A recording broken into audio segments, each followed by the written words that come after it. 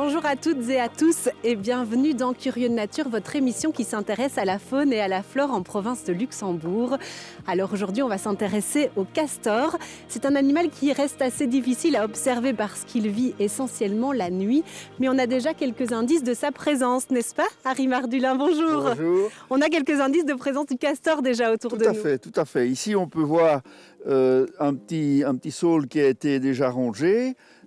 Et là, le plus bel indice, c'est une hutte qu'il a construite en dessous de ces deux arbres. Et on voit aussi qu'il ronge à gauche, à droite les petits bouleaux et les petits saules qui poussent ici. Quelques traces de passage aussi de l'animal. On va s'approcher pour aller découvrir ça ensemble.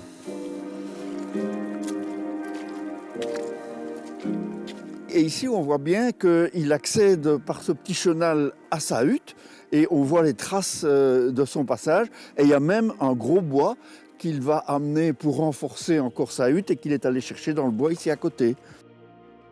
Et ils sont dans la hutte pour le moment. Regardez leur chemin. Ah oui. On voit bien le chemin où il passe. C'est bien aplati là où il passe. Oui. L'entrée du terrier se fait toujours sous l'eau. Toujours sous l'eau. Pourquoi le castor ne peut pas être observé, ne peut pas être vu. Et le castor est très vulnérable en dehors de l'eau. Et donc, pour cette raison, il crée des petits chenaux et il aménage tout son territoire pour être toujours sous l'eau. Donc en fait, il met l'entrée de son terrier sous l'eau pour se cacher de ses prédateurs en réalité. Exactement, oui, tout à fait.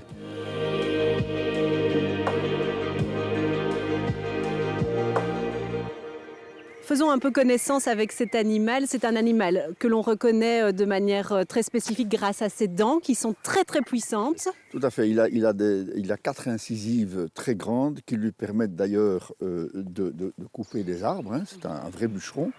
Ces incisives ont la caractéristique de pousser de façon continue. Donc il doit vraiment travailler pour les user.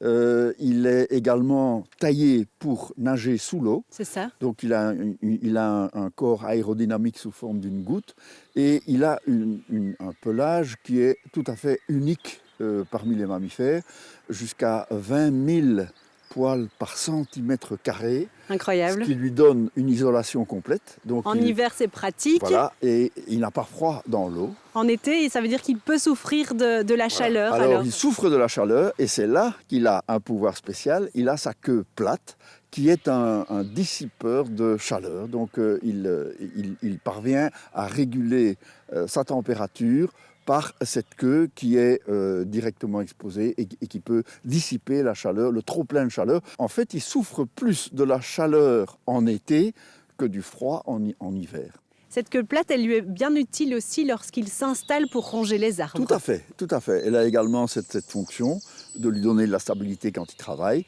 Et puis aussi, quand il se déplace dans l'eau, elle joue un peu le rôle de gouverneur. De gouvernail, c'est ça. Elle ça. a encore une quatrième fonction. C'est pour avertir quand il y a un danger. Quand il voit quelqu'un ou il sent quelqu'un, parce que c'est plutôt par l'odorat, il avertit les autres par un grand coup de queue dans l'eau qui est vraiment surprenant. Pour dire tous aux abris. Voilà, c'est un signal et donc il claque sa queue dans l'eau, il y a une grande gerbe d'eau et à ce moment-là, les autres se réfugient et se mettent à l'abri. Le castor, c'est un herbivore. Il ne va pas manger du poisson ou d'autres rongeurs ou d'autres animaux. Il se contente de feuilles d'arbres, d'herbes, d'écorces également. Il est purement herbivore. En été, il mange des plantes aquatiques, il mange de l'herbe, mais en hiver, il mange l'écorce des arbres. Il ne faut pas croire qu'il mange le bois même, il se contente de l'écorce. Et pourquoi abat-il des arbres et parfois des très gros arbres? Parce que ça lui permet d'accéder aux branches les plus élevées de l'arbre qui sont pleines de sève et dans lesquelles il trouve de quoi s'alimenter. Et alors le castor, à la fin de l'automne, au début de l'hiver, va aussi faire ses réserves et on les voit d'ailleurs là derrière nous pour avoir aussi de quoi se nourrir en plein hiver comme maintenant. Et il va les disposer dans l'eau à côté de son Exactement. logis. Donc il va, en automne, il va rassembler des branches, des petites branches fines et qu'il va mettre sous l'eau parce que ça permet de conserver plus longtemps ses branches et pendant l'hiver, il va les consommer. Et donc on peut le voir là, il y a toute une série de branches juste devant sa hutte. Le castor est décidément un animal plein de ressources. Je vous emmène à présent à quelques kilomètres d'ici, dans un endroit totalement dédié au castor. Un endroit que quelques bénévoles ont acheté grâce à un crowdfunding et où les castors sont totalement maîtres des lieux. Direction la réserve des castors à Chabreué.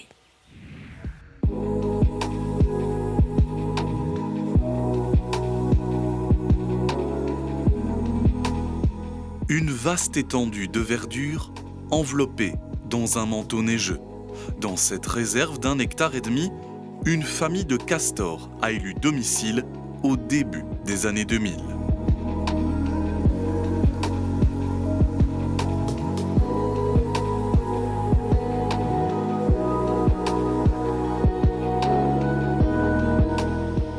Une famille de castors habite dans la hutte. Maintenant, c'est la période de copulation des castors, donc c'est fin janvier, début février. Nous sommes sur le vieux barrage des castors qui est cassé 3 ans passés. Mais dans le vieux barrage, il a créé une hutte. Ici, tu vois l'hutte, tu vois encore les traces récentes, aussi jusqu'à l'eau, que les castors ont travaillé pendant la nuit encore à l'hutte à l'extérieur ici. Donc, probablement, il y a les castors qui dorment maintenant dans la hutte ici.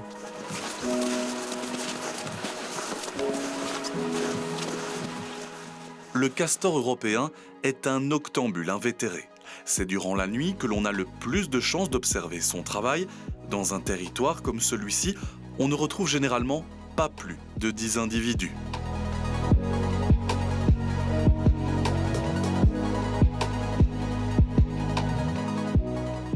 Dans la réserve, il y a un couple. L'année passée, il y a eu 2 jeunes. Et les jeunes de l'année avant, c'est possible qu'ils soient déjà partis. Donc après 2 ans, ils partent. Parfois, ils ne sont pas partis. Ils attendent jusqu'à les nouvelles jeunes sont nées et ils partent après. Donc maintenant, il y a 4 jusqu'à 6 castors dans toute la réserve ici. Durant toute sa vie, le castor va rester à proximité d'un point d'eau. Il peut néanmoins parcourir jusqu'à 70 km pour trouver un territoire. Pour assurer sa protection, Jorn et des bénévoles ont acheté cet espace naturel en 2014.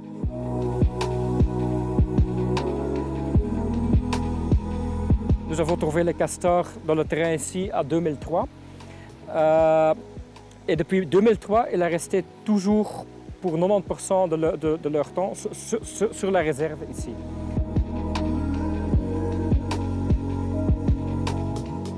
Au fil des ans, le paysage s'est transformé. Grâce à ces barrages et ces tranchées, la biodiversité s'est rapidement développée. Le castor est ce que l'on appelle une espèce parapluie. En d'autres termes, sa présence assure la protection d'un grand nombre d'êtres vivants. C'est toute une chaîne alimentaire qui s'est déployée dans la réserve.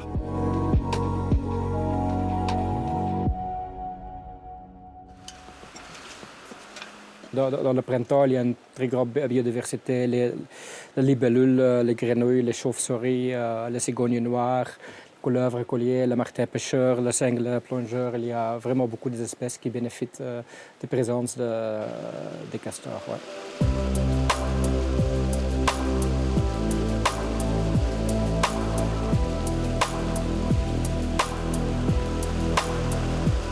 Jusqu'à 20 ans passés, il y était seulement ici une petite rivière, comme tu vois à le terrain à côté.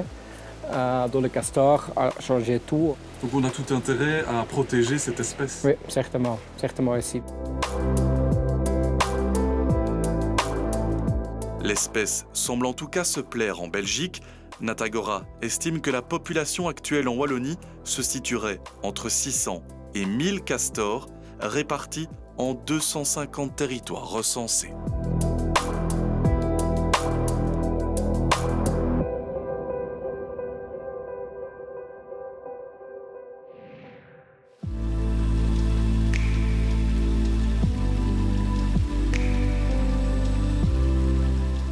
Alors Harry, ici on est face à des barrages assez impressionnants. Pourquoi est-ce que les castors construisent ce type d'infrastructure? Alors, le but du castor, c'est un animal qui est très vulnérable en dehors de l'eau. Alors, le castor doit aménager son environnement pour avoir un maximum d'eau, et c'est pour ça qu'il construit des barrages. Il ne construit pas des barrages partout. Dans des grands lacs, il n'a pas besoin de faire de barrage, il est dans l'eau, il n'y a pas de souci. Mais ici, c'est un petit ruisseau, c'est le petit ruisseau de Chevral, et il n'y a pas beaucoup d'eau, il n'y a que le ruisseau. Donc il a décidé de faire un immense barrage pour mettre sous eau toute cette zone, et dans laquelle il est parfaitement à l'aise et il peut nager. À l'abri, avec sa hutte qu'on aperçoit encore là-bas derrière. Exactement, sa hutte est là-bas derrière, elle est assez impressionnante, elle fait près de 2 mètres de haut. Et on la voit derrière, et donc ça lui permet d'accéder à sa hutte et à ses sources de nourriture sans devoir passer sur la terre. Ça veut dire qu'à partir du moment où il y a une source de nourriture, le castor peut s'établir un peu n'importe où parce qu'il va modifier le paysage à sa meilleure convenance. Alors. Exactement. Le castor est un animal qui est capable d'adapter son environnement à ses besoins. C'est un peu comme nous, en fait. Et c'est pour ça qu'on le surnomme l'architecte de la nature. C'est exactement ça. C'est un ingénieur, c'est un architecte de la nature. Justement, son barrage, on a l'impression que c'est un gros amas de bois, mais en fait, tout ça a été très réfléchi de sa part. Oui, tout à fait. Moi, je pensais au début qu'il mettait un peu n'importe où des troncs d'arbres, mais pas du tout. Il a toute une technique. D'abord, la chose impressionnante, c'est qu'il met les troncs d'arbres et les branches dans le sens du courant. Nous autres, on se dirait, tiens, on va faire un barrage, on le met en travers. Pas du tout. Il met dans le sens du courant et il calfeutre tout avec de la boue, parfois des pierres, tout ce qu'il trouve à sa disposition. Et ce sont des ouvrages qui sont excessivement solides, en fait. Alors Harry, de temps en temps, les barrages vont être mal situés, vont provoquer des inondations. On va voir qu'il existe des solutions pour privilégier la cohabitation entre le castor, ses barrages et puis nous.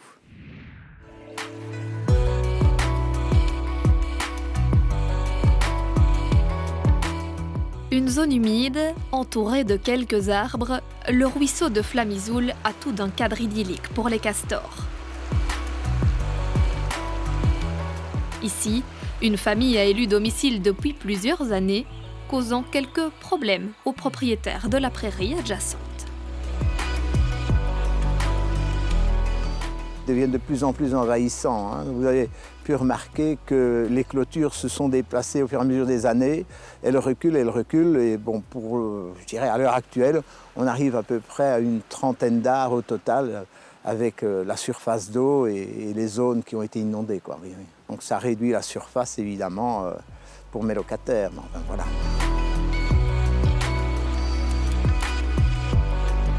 Jacques a lui récemment obtenu une dérogation lui permettant de déplacer la digue.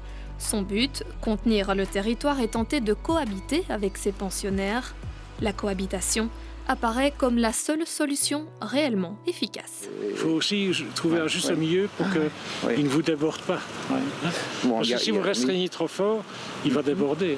Il y a aussi le volume de terre à déplacer. Je ne sais pas si j'aurai suffisamment de terre parce qu'on a quand même une partie qui est partie avec les flots. Pourquoi? Parce que le castor est protégé. 2, il revient. Donc même si vous éradiquez les castors, il va revenir. Parce que tous les 2 ans, les castors sont remis les jeunes sont sortis du noyau familial pour chercher un territoire. Et automatiquement, ils reviennent vers des zones où les castors ont déjà occupé. Donc vous avez beau éradiquer, vous avez beau faire ce que vous voulez, ils vont revenir. Pas question de toucher la hutte donc, mais pas impossible de se jouer du castor sur son propre territoire en démantelant l'un ou l'autre de ses barrages. Il faudra dans ce cas se montrer aussi boulotteur et persévérant que l'animal. Il peut déplacer jusqu'à 200 kg de bois en une nuit.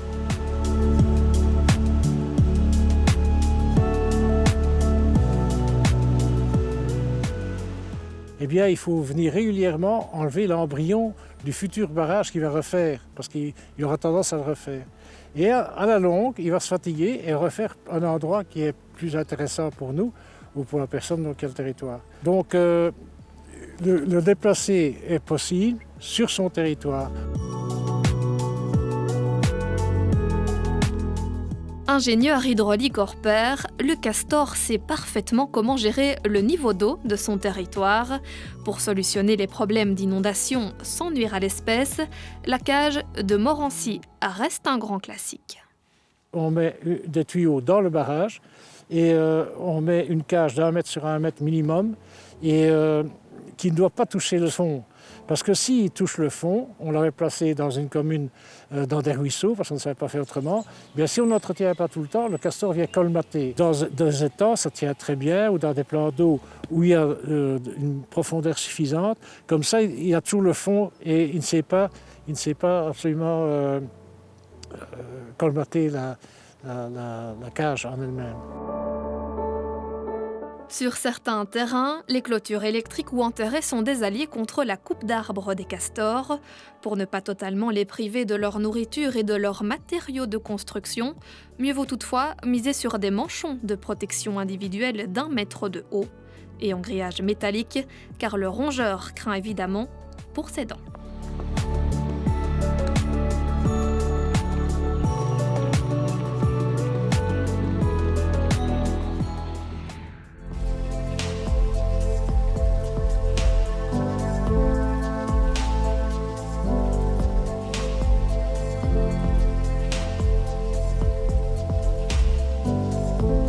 On l'a compris, le castor transforme profondément son écosystème en abattant les arbres, en créant des barrages et des plans d'eau.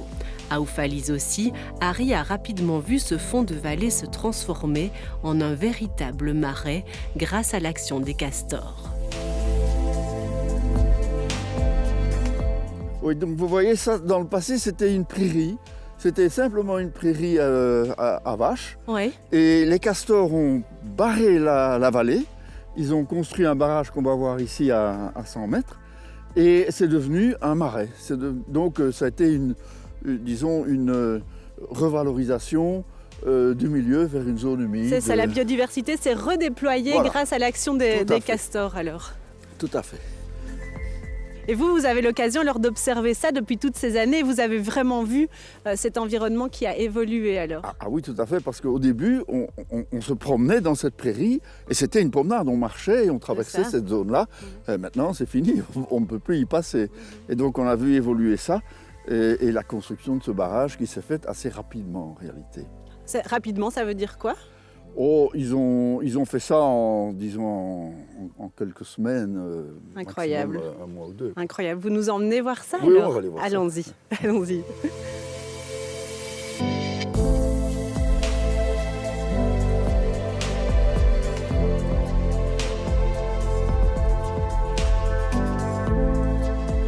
Grâce au barrage du Castor, il y a aussi un rôle d'épuration des eaux qui est fait ? Oui, tout à fait. Il est clair qu'avec l'intensification des pratiques agricoles, on a de plus en plus d'engrais, de pesticides, etc. Et ces retenues d'eau qui sont créées par le castor le long des cours d'eau jouent un peu un rôle de lagunage aussi. Et donc, il améliore la qualité des eaux, il purifie le débit des ruisseaux, quoi. C'est ça. En cas d'inondation, les barrages peuvent aussi réduire le débit des eaux et donc provoquer moins de risques d'inondation dans certaines situations qui ne correspondent pas à ceci, mais dans le cas où des habitations sont assez proches. Mais il est évident que donc, le castor s'installe partout, sur les réseaux hydrographiques, partout.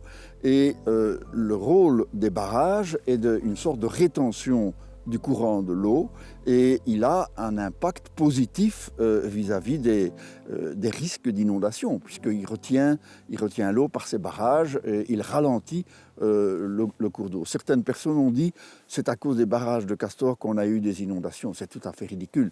Il est évident que quand on a des inondations épouvantables comme on a eu en juillet, des barrages de castor ont lâché, mais il y avait d'autres problèmes avec le barrage de Pelle, etc. Mais donc, malgré tout, sur tout le réseau, la rapidité des cours d'eau est ralentie par ces constructions des castors. Et donc on peut dire que le castor a un impact tout à fait favorable sur les débits et sur les risques d'inondation. Et sur les berges aussi. Et sur les berges aussi, oui, parce qu'en fait, il entretient également les berges, puisque il mange les arbres et donc il met le ruisseau en lumière. Et là, on retombe sur le rôle de purificateur. Il est évident qu'un ruisseau sur lequel il y a beaucoup de lumière qui arrive aura un meilleur rôle pour purifier la qualité de l'eau. Il y aura beaucoup plus de vie aussi dans le ruisseau, il y aura des poissons, il y aura des batraciens, disons que c'est toute une chaîne qui se met en place. Exactement. Alors Harry, on est en plein hiver et en hiver on est nombreux à nourrir les oiseaux de nos jardins. Je vous propose de retrouver Stéphane Deloyne qui va nous donner ses bons conseils pour bien nourrir les oiseaux de nos jardins.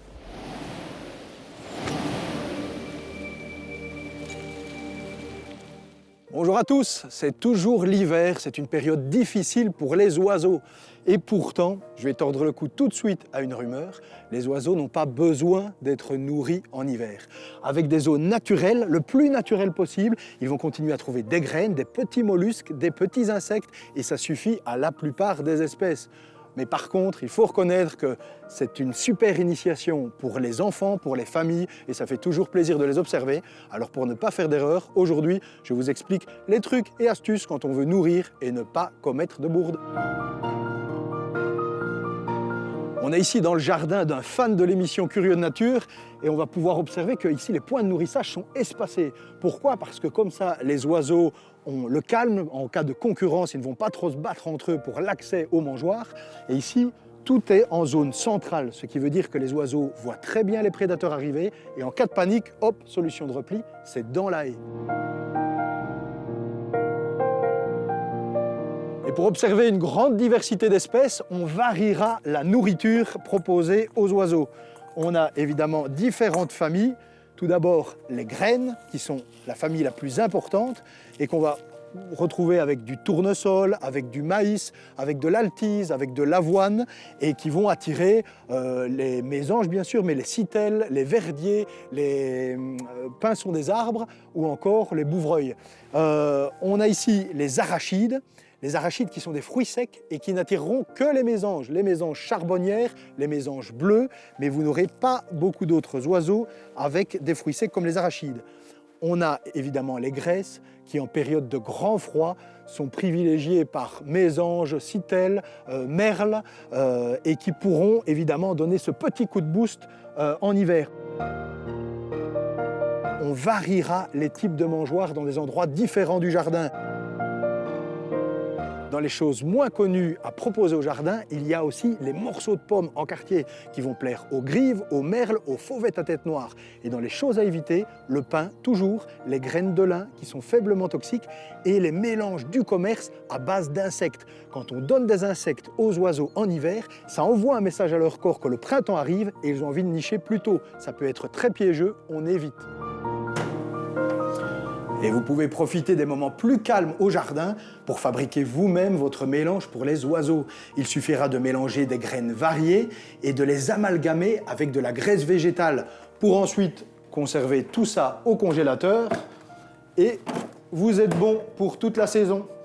Allez, maintenant que vous avez ce truc, on se retrouve le mois prochain et en attendant, vous aussi, agissez pour la nature.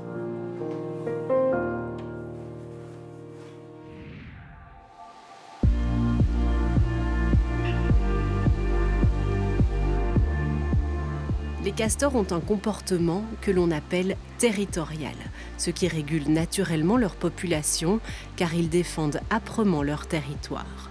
Ce territoire est le plus souvent occupé par un couple avec ses castorins.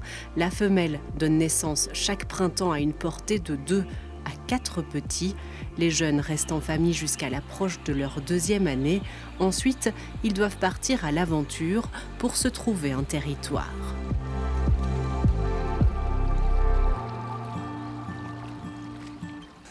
Oui, en effet, le castor vit en famille et il doit délimiter son territoire pour se défendre des autres familles. Donc, pour cela, il a une glande spéciale qui lui permet de déposer aux limites du territoire le castoreum, c'est-à-dire une substance très odoriférante qui signale aux autres individus qu'ils ne sont pas dans leur territoire. C'est une odeur alors qui se transmet de génération en génération. Oui, qui se transmet et qui est véritablement propre à une famille de castors, à tel point que c'est le seul animal qui soit capable de reconnaître ses petits-enfants et ses arrière-petits-enfants sans jamais les avoir vus.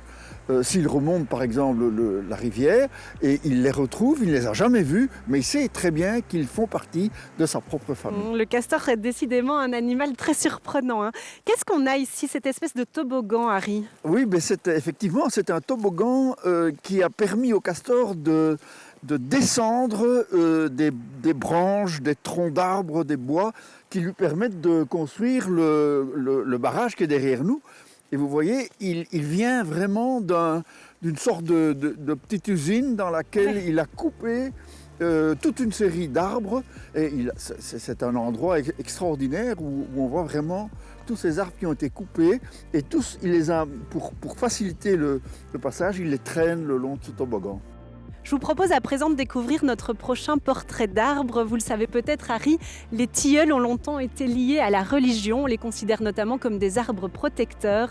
Découverte du tilleul de Villers-devant-Orval.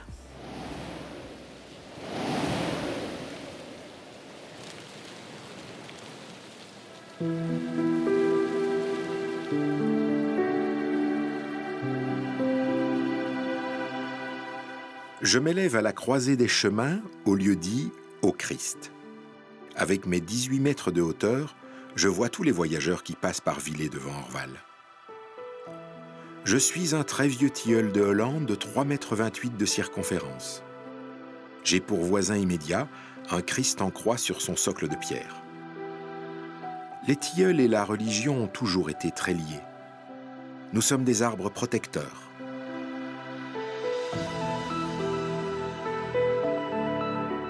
Du IVe au 8e siècle, le christianisme a progressivement remplacé les cultes de la nature et les moines ou les ermites nous ont plantés près des églises, des chapelles ou encore sur les places des villages.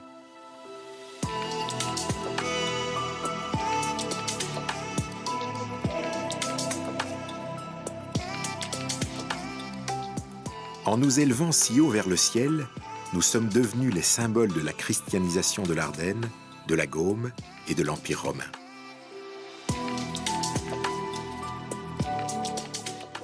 Enfin, c'est ce que l'on m'a dit car je suis bien trop jeune pour avoir connu cette époque. J'ai une particularité. Je reste vert, même en hiver. Enfin, pas tout à fait. Mais les grosses boules que vous voyez là ne sont pas mes feuilles. C'est du gui, qui s'est fort attaché à moi. Cette plante parasite était très prisée par les druides gaulois, du moins lorsque le gui poussait sur du chêne. Il avait alors des vertus extraordinaires. Comme le gui n'a pas de racines, il profite de ma sève pour survivre. Je m'en accommode, mais il ne faudrait pas qu'il abuse, sinon il va finir par m'épuiser. Et comme je ne peux pas compter sur les druides pour m'en débarrasser, je n'ai d'autre choix que de m'en remettre à la protection de mon éternel compagnon.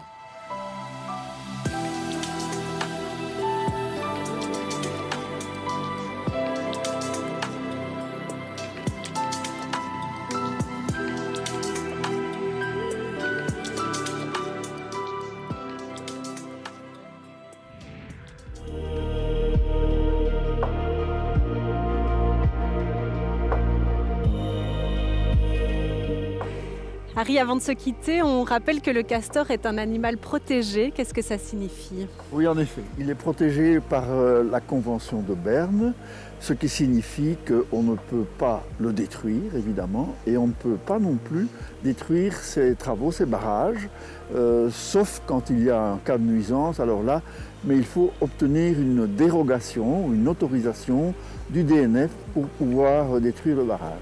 Mais on l'a vu, le mieux, c'est quand même d'essayer de privilégier la cohabitation, parce que de toute façon, le castor est un animal volontaire et donc il va recommencer. Et donc le mieux est d'essayer de réussir à vivre avec cet animal. Tout à fait. Merci beaucoup. On a donc vu que le castor est un animal Hyper surprenant, architecte de la nature, ingénieur hydraulique. C'était absolument passionnant. Merci beaucoup. Avec plaisir. Quant à nous, on se retrouve dans un mois pour d'autres découvertes. En attendant, pour tous les curieux de nature, toutes nos séquences sont disponibles sur notre site internet ou nos réseaux sociaux. À bientôt.